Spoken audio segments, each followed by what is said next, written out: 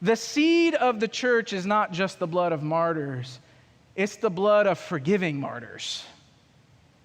That's the seed of the gospel. Because you can die angry and bitter, and the gospel will never go forth. But forgiveness, when you are forgiving, the gospel goes forth in the most powerful ways.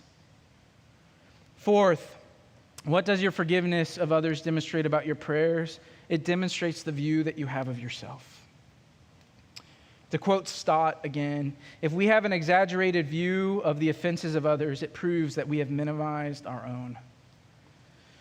Why won't God forgive us if we don't forgive others? Because it means that when we were praying, we thought ourselves better than we really were.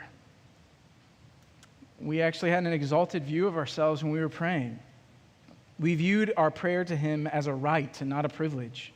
It demonstrated that we viewed ourselves as put together. And even while we were praying, we were saying, God, forgive us of our sins. And if we were not forgiving others, then we sort of thought that maybe we deserved to be forgiven of our sins.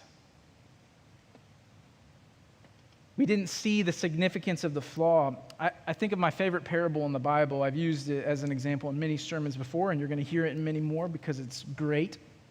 But it's Luke 18, 9 through 14. He says this, He also told this parable to some who trusted in themselves that they were righteous and treated others with contempt.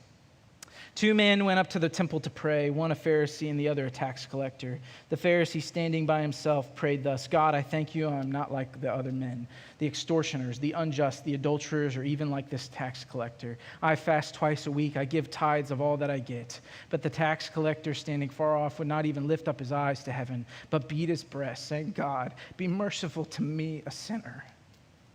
I tell you that this man went down to his house justified rather than the other. For everyone who exalts himself will be humbled, but the one who humbled himself will be exalted. And what I want you to notice about this is that the mark that you're not really forgiving is that you are comparing. There's comparison here. That's if you're not forgiving, then what are you doing? You're comparing your sin to theirs. You're comparing your goodness to theirs. And why would you do that? The only reason you would do that is because you're looking for a way to feel superior.